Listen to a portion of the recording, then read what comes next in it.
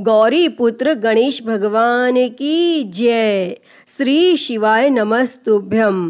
प्रिय भक्तजनों, सोमवार का दिन भगवान शिव को समर्पित है। इस दिन लोग भगवान शिव के लिए व्रत रखकर पूरे दिन भूखे रहकर भगवान शिव को प्रसन्न करने की कोशिश करते हैं। जो व्यक्ति सोमवार के दिन पूजा करते हैं उन्हें मनोवांछित फल अवश्य मिलता है। सोमवार व्रत के दिन भगवान शिव के पूजन के पश्चात सोमवार व्रत की कथा पढ़नी अथवा सुननी चाहिए, क्योंकि इसके बिना यह व्रत अधूरा माना जाता है। तो आइए हम सुनते हैं सोमवार व्रत की कथा। तो आप सभी भक्तजन इस कथा को पूरी श्रद्धा, ध्यान पूर्वक और प्रसन्न चित्त मन से सुनिए। तो आप सभी प्रेम से बोलिए, श्री उमापति शंकर भगवान की जय, सर्वदेवी देवता की जय। एक बार की बात है, माता पार्वती शिवजी को पति रूप में प्राप्त करने के लिए घोर तप कर रही थी और उनके तप को देखकर देवताओं ने शिवजी से देवी की मनोकामना को पूर्ण करने की प्रार्थना की। तब शिवजी ने माता पार्वती जी की परीक्षा लेने सप्त ऋषियों को भेजा और सप्त ऋषियों ने शिवजी के सैकड़ों अवगुण गिनाए, परंतु पार्वती जी को महादेव के अलावा किसी और से विवाह मंजूर नहीं था। भक्तजनों, विवाह से पहले सभी वर अपनी भावी पत्नी को लेकर आश्वस्त होना चाहते हैं। इसीलिए भगवान शिवजी ने स्वयं भी पार्वती जी की परीक्षा लेने की ठानी और भगवान शंकर प्रकट हुए और पार्वती जी को वरदान देकर अंतर ध्यान हुए। इतने में पार्वती माता जहाँ तप कर रही थी, वहीं पास में तालाब में मगरमच्छ ने एक लड़के को पकड़ लिया और लड़का जान बचाने के लिए चिल्लाने लगा। माता पार्वती जी से उस बच्चे की चीख सुनी नहीं गई और द्रवित हृदय होकर वह तालाब पर पहुंची तो देखती है कि वह मगरमच्छ लड़के को तालाब के अंदर खींचकर ले जा रहा है। तब लड़के ने देवी को देखकर कहा, मेरी ना तो माँ है, ना बाप, ना कोई मित्र, माता आप मेरी रक्षा करें। तब पार्वती जी ने कहा, हे मगरमच्छ, इस लड़के को छोड़ दो। तब मगरमच्छ बोला, दिन के छठे पहर में जो मुझे मिलता है उसे अपना आहार समझकर स्वीकार करना मेरा नियम है और ब्रह्मदेव ने दिन के छठे पहर इस लड़के को भेजा है, मैं इसे क्यों छोड़ूं? तब पार्वती जी ने विनती की, तुम इसे छोड़ दो, बदले में तुम्हें जो चाहिए वह मुझसे कहो। तब मगरमच्छ बोला, एक ही शर्त पर मैं इसे छोड़ सकता हूँ। आपने तप करके महादेव जी से जो वरदान लिया है, यदि उस तप का फल मुझे दे दो तो मैं इसे छोड़ दूंगा। तब पार्वती जी तुरंत तैयार हो गई और उन्होंने कहा, मैं अपने तप का फल तुम्हें देने के लिए तैयार हूँ, लेकिन तुम इस बालक को छोड़ दो। और मगरमच्छ ने समझाया, सोच लो देवी, जोश में आकर संकल्प मत करो। हजारों वर्षों तक जैसा तप किया है वैसा देवताओं के लिए भी संभव नहीं है। उसका सारा फल इस बालक के प्राणों के बदले चला जाएगा। तब माता पार्वती जी ने कहा, मेरा निश्चय पक्का है, मैं तुम्हें अपने तप का फल देती हूँ, तुम इसको जीवन दे दो। और तब मगरमच्छ ने पार्वती जी से तप दान करने का संकल्प करवाया और तप का दान होते ही मगरमच्छ का देह तेज से चमकने लगा और मगरमच्छ बोला, हे पार्वती, देखो तप के प्रभाव से मैं तेजस्वी बन गया हूँ। तुमने जीवन भर की पूंजी एक बच्चे के लिए व्यर्थ कर दी। चाहो तो अपनी भूल सुधारने का एक मौका और दे सकता हूँ। तब पार्वती जी ने कहा, हे ग्राह, तब तो मैं पुनः कर सकती हूँ, किंतु यदि तुम इस लड़के को निगल जाते तो इसका जीवन वापस नहीं मिल सकता था। और देखते ही देखते वह लड़का अदृश्य हो गया और मगरमच्छ भी लुप्त हो गया। तब पार्वती जी ने विचार किया, मैंने तब तो दान कर दिया है और अब पुनः तप आरंभ करूंगी। और पार्वती जी ने फिर से तप करने का संकल्प लिया। तब भगवान सदाशिव फिर से प्रकट होकर बोले, पार्वती भला अब क्यों तप कर रही हो? तब पार्वती जी ने कहा, प्रभु मैंने अपने तप का फल दान कर दिया है।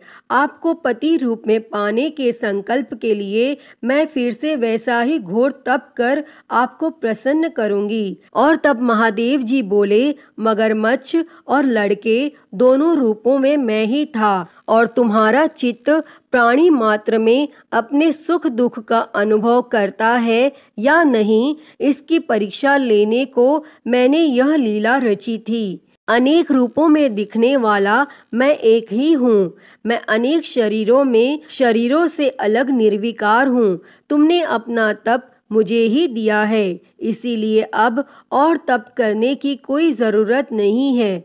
तब देवी ने महादेव को प्रणाम कर प्रसन्न मन से विदा किया। तो सभी प्रेम से बोलिए, शंकर पार्वती भगवान की जय। हर हर महादेव। प्रिय भक्तजनों, आइए अब सुनते हैं सभी मनोकामनाओं को पूरी करने वाली अगली कथा। एक समय की बात है, एक गांव में भगवान शिव जी का परम भक्त एक ब्राह्मण रहता था। वह ब्राह्मण जब तक रोज सुबह ब्रह्म मुहूर्त में उठकर नित्य कर्मों से निवृत्त होने के पश्चात भगवान शंकर का पूजन नहीं कर लेते थे, तब तक उन्हें चैन नहीं पड़ता था। और जो कुछ भी दान दक्षिणा में आ जाता, उसी से वह ब्राह्मण अपना गुजारा करते थे। और दयालु इतने थे कि जब भी कोई जरूरतमंद मिल जाता तो अपनी क्षमता के अनुसार उसकी सेवा जरूर करते थे। और इस कारण शिवजी के परम भक्त ब्राह्मण देवता गरीबी का जीवन व्यतीत कर रहे थे। और ब्राह्मण की इस दानी प्रवृत्ति से उनकी पत्नी उनसे चिढ़ती तो थी, किंतु उनकी भक्ति परायणता को देख उनसे अत्यधिक प्रेम करती थी। इसीलिए वह कभी भी उनका अपमान नहीं करती थी। और साथ ही अपनी जरूरत का धन वह आस पड़ोस में मजदूरी करके जुटा लेती थी। एक समय ऐसा आया जब मंदिर में दान दक्षिणा कम आने लगी, जिससे उन पंडित जी को आर्थिक तंगी का सामना करना पड़ा। और घर की मूल आवश्यकताओं की पूर्ति नहीं होने के कारण ब्राह्मणी दुखी रहने लगी। और इसी तरह दिन बीतने लगे। एक दिन महाशिवरात्रि का दिन आया और उस दिन भी पंडित जी हमेशा की तरह ब्रह्म मुहूर्त में उठकर नित्य कर्मों से निवृत्त होने के लिए नदी की ओर चल दिए। संयोग से उस समय उस राह से पार्वती जी और शिव जी गुजर रहे थे। तब अचानक से पार्वती जी की नजर उस ब्राह्मण पर पड़ी। और आज पंडित जी महाशिवरात्रि को लेकर इतने उत्साहित नहीं थे जितने कि अक्सर हुआ करते थे। और तब पार्वती जी को बात समझते देर नहीं लगी और उन्होंने भगवान शिव जी से कहा, हे भगवान, यह ब्राह्मण देवता प्रतिदिन आपकी उपासना करते हैं, फिर भी आपको इसकी चिंता नहीं है। और पार्वती जी की बात सुनकर शिवजी बोले, देवी, अपने भक्तों की चिंता मैं नहीं करूँगा तो कौन करेगा? तब पार्वती जी बोली, तो हे महादेव, आपने अब तक इसकी सहायता क्यों नहीं की? तब शिवजी बोले, देवी, आप निश्चिंत रहिए। अब तक उसने जितने बिल्व पत्र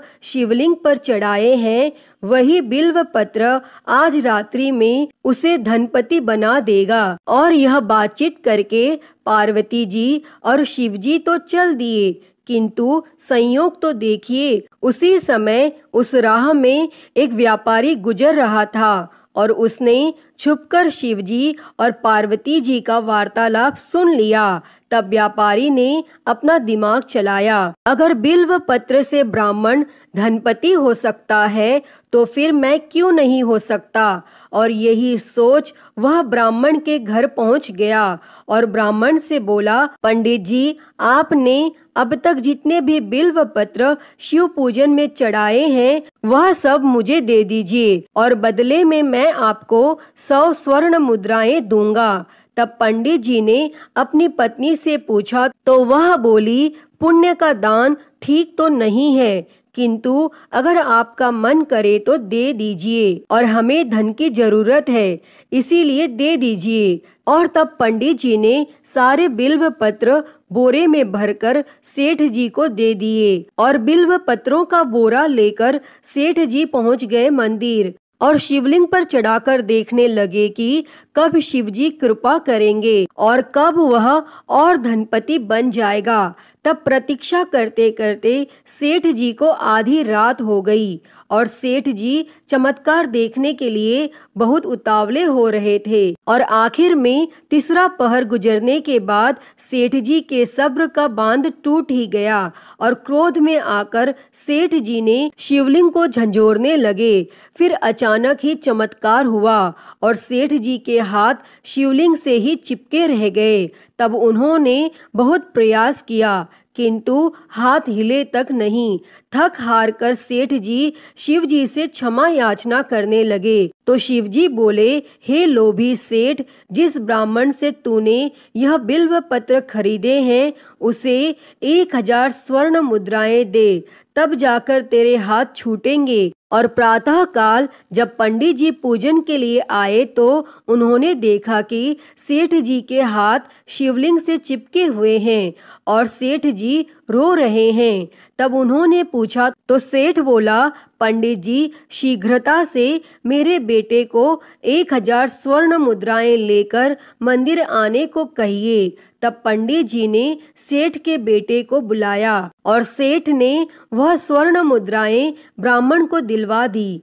तब जाकर सेठ के हाथ शिवलिंग से छूटे और यह देखकर पार्वती जी शिवजी से पूछती हैं, हे नाथ, आपने अब तक अपने भक्त को कोई धन नहीं दिया। तब शिवजी बोले, देवी, मेरे पास कहाँ धन है जो मैं दूंगा, किंतु मेरा भक्त अब गरीब नहीं है, यह तुम स्वयं देख लो। और 1000 स्वर्ण मुद्राएं मिलने के बाद ब्राह्मण और ब्राह्मणी सुखी से अपना जीवन यापन करने लगे। अतः हे भगवान शिव जी, हे माता पार्वती, जैसी कृपा आपने उस ब्राह्मण पर की, ऐसी ही कृपा इस कथा को कहते, सुनते और हुंकारा भरते सभी पर करना। तो सभी प्रेम से बोलिए, शंकर पार्वती भगवान की जय।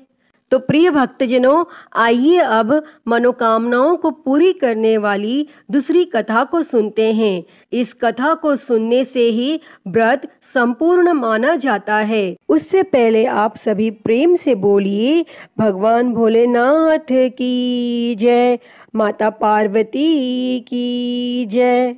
किसी नगर में एक साहूकार रहता था। उसके घर में धन की कोई कमी नहीं थी, लेकिन उसकी कोई संतान नहीं थी, जिस वजह से वह बेहद दुखी था। पुत्र प्राप्ति के लिए वह भगवान शिव के प्रत्येक सोमवार का व्रत रखता था और पूरी श्रद्धा के साथ शिवालय में जाकर भगवान शिव और माता पार्वती जी की पूजा करता था। उसकी भक्ति देखकर माँ पार्वती प्रसन्न हो गईं और भगवान शिव से उस साहूकार की मनोकामना पूर्ण करने का निवेदन किया। पार्वती जी की इच्छा सुनकर भगवान शिव जी ने कहा कि हे पार्वती, इस संसार में हर प्राणी को उसके कर्मों के अनुसार फल मिलता है और उसके भाग्य में जो हो उसे भोगना ही पड़ता है। लेकिन माता पार्वती जी ने साहूकार की भक्ति का मान रखने के लिए उसकी मनोकामना पूर्ण करने की इच्छा जताई। तब माता पार्वती के आग्रह पर भगवान शिव जी ने साहूकार को पुत्र प्राप्ति का वरदान तो दे दिया, लेकिन साथ ही यह भी कहा कि उसके बालक की आयु केवल 12 वर्ष होगी। तब माता पार्वती और भगवान शिवजी की इस बातचीत को साहूकार सुन रहा था। उसे ना तो इस बात की खुशी थी और ना ही गम। वह पहले की ही भांति भगवान शिवजी की पूजा करता रहा और कुछ समय उपरांत साहूकार के घर एक पुत्र का जन्म हुआ। जब वह बालक 11 वर्ष का हुआ तो उसे पढ़ने के लिए काशी भेज दिया गया। साहूकार ने पुत्र के मामा को बुलाकर उसे बहुत सारा धन दिया और कहा कि तुम इस बालक को काशी विद्या प्राप्ति के लिए ले जाओ और मार्ग में यज्ञ करवाते जाना। जहाँ भी यज्ञ कराओ वहीं पर ब्राह्मणों को भोजन कराते और दक्षिणा देते हुए जाना। और दोनों मामा भांजे इसी तरह यज्ञ कराते और ब्राह्मणों को दान दक्षिणा देते काशी की ओर चल पड़े। रास्ते में एक नगर पड़ा जहाँ नगर के राजा की कन्या का विवाह था, लेकिन जिस राजकुमार से उसका विवाह होने वाला था वह एक आंख से काना था। तब राजकुमार के पिता ने अपने पुत्र के काना होने की बात को छुपाने के लिए एक चाल सोची। साहूकार के पुत्र को देखकर उसके मन में एक विचार आया। तब उसने सोचा क्यों ना इस लड़के को दुल्हा बनाकर राजकुमारी से विवाह करा दूं और विवाह के बाद इसको धन देकर विदा कर दूंगा और राजकुमारी को अपने नगर ले जाऊंगा। और फिर उस लड़के को दूल्हे का वस्त्र पहनाकर राजकुमारी से विवाह करा दिया गया। लेकिन साहूकार का पुत्र एक ईमानदार लड़का था। उसे यह बात न्याय संगत नहीं लगी और उसने अवसर पाकर राजकुमारी की चुन्नी के पल्ले पर लिखा कि तुम्हारा विवाह मेरे साथ हुआ है, लेकिन जिस राजकुमार के संग तुम्हें भेजा जाएगा वह एक आंख से काना है। मैं तो काशी पढ़ने जा रहा हूँ। तब राजकुमारी ने चुन्नी पर लिखी बातें पढ़ी तो उसने अपने माता पिता को यह बात बताई। तब राजा ने अपनी पुत्री को विदा नहीं किया और फिर वह बारात वापस चली गई। दूसरी ओर साहूकार का लड़का और उसका मामा काशी पहुँचे और वहां जाकर उन्होंने यज्ञ किया और जिस दिन लड़के की आयु 12 साल की हुई उसी दिन यज्ञ रखा गया। लड़के ने अपने मामा से कहा कि मेरी तबीयत कुछ ठीक नहीं है। तब मामा ने कहा कि तुम अंदर जाकर सो जाओ और भगवान शिवजी के वरदानानुसार कुछ ही क्षणों में उस बालक के प्राण निकल गए और मृत भांजे को देखकर उसके मामा ने विलाप शुरू किया। संयोगवश उसी समय भगवान शिवजी और माता पार्वती उधर से जा रहे थे। तब माता पार्वती ने भगवान शिवजी से कहा, प्राणनाथ, मुझे इसके रोने के स्वर सहन नहीं हो रहे। आप इस व्यक्ति के कष्ट को अवश्य दूर करें। और जब भगवान शिवजी मृत बालक के समीप गए तो वह बोले कि यह तो उसी साहूकार का पुत्र है जिसे मैंने 12 वर्ष की आयु का वरदान दिया था। अब उसकी आयु पूरी हो चुकी है। लेकिन मातृभाव से विभोर माता पार्वती ने कहा कि हे महादेव, आप इस बालक को और आयु देने की कृपा करें, अन्यथा इसके वियोग में इसके माता पिता भी तड़प तड़प कर मर जाएंगे। और फिर माता पार्वती के आग्रह पर भगवान शिवजी ने उस लड़के को जीवित होने का वरदान दिया और शिवजी की कृपा से वह लड़का जीवित हो गया। और फिर शिक्षा समाप्त करके वह लड़का अपने मामा के साथ अपने नगर की ओर चल दिए और दोनों चलते हुए उसी नगर में पहुँचे जहाँ उसका विवाह हुआ था। और उस नगर में भी उन्होंने यज्ञ का आयोजन किया। तब उस लड़के के ससुर ने उसे पहचान लिया और महल में ले जाकर उसकी आव भगत की और अपनी पुत्री को उसके साथ विदा किया। और इधर भूखे प्यासे रहकर साहूकार और उसकी पत्नी बेटे की प्रतीक्षा कर रहे थे। उन्होंने प्रण कर रखा था कि यदि उन्हें अपने बेटे की मृत्यु का समाचार मिला तो वह भी प्राण त्याग देंगे। परंतु अपने बेटे के जीवित होने का समाचार पाकर वह बेहद प्रसन्न हुए। और फिर उसी रात भगवान शिवजी ने उस साहूकार के स्वप्न में आकर कहा, हे श्रेष्ठी, मैंने तेरे सोमवार के व्रत करने और व्रत कथा सुनने से प्रसन्न होकर तेरे पुत्र को लंबी आयु प्रदान की है। प्रिय भक्तों, जो कोई भी सोमवार का व्रत करता है या कथा सुनता और पढ़ता है, उसके सभी दुख दूर होते हैं और समस्त मनोकामनाएं पूर्ण होती हैं। अतः हे भगवान भोलेनाथ जी, जैसी कृपा आपने उस साहूकार के बेटे पर करी, वैसी ही कृपा इस कथा को कहते, सुनते और हुंकारा भरते सब पर करना। तो बोलिए भगवान भोलेनाथ की जय, माता पार्वती की जय। श्री शिवाय नमस्तुभ्यम। प्रिय भक्तजनों, आइए सुनते हैं श्री उमापति महादेव जी की आरती। तो सभी प्रेम से बोलिए हर हर महादेव। जय शिव ओमकारा, हो भोले भज शिव ओमकारा। ब्रह्मा विष्णु सदा शिव, भोले भोलेनाथ महाशिव। अर्धांगी धारा, ओम हर हर हर महादेव। एकानन चतुरानन पंचानन राजे, हो भोले पंचानन राजे। हंसासन गरुड़ासन, हंसासन गरुड़ासन। वृषवाहन साजे, ओम हर हर हर महादेव। दो भुज चार चतुर भुज, दस भुज अति सोहे, हो भोले दस भुज अति सोहे। तीनों रूप निरखता, भोले जी का रूप निरखता। त्रिभुवन जन मोहे, ओम हर हर हर महादेव।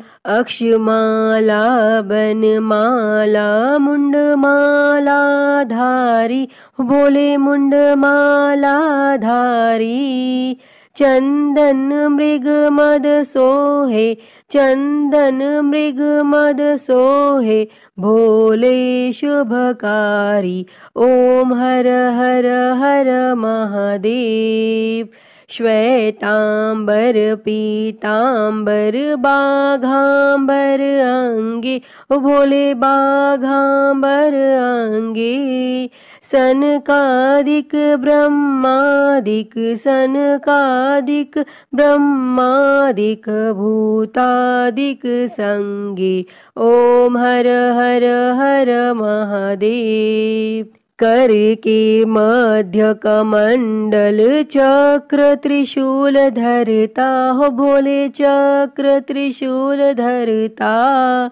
जग करता जग भरता, जग करता जग भरता। जग संहार करता, ओम हर हर हर महादेव। ब्रह्मा विष्णु सदा शिव आजीवन एका, हो बोले जानत अविवेका। प्रणव अक्षर के मध्य, ओम अक्षर के मध्य।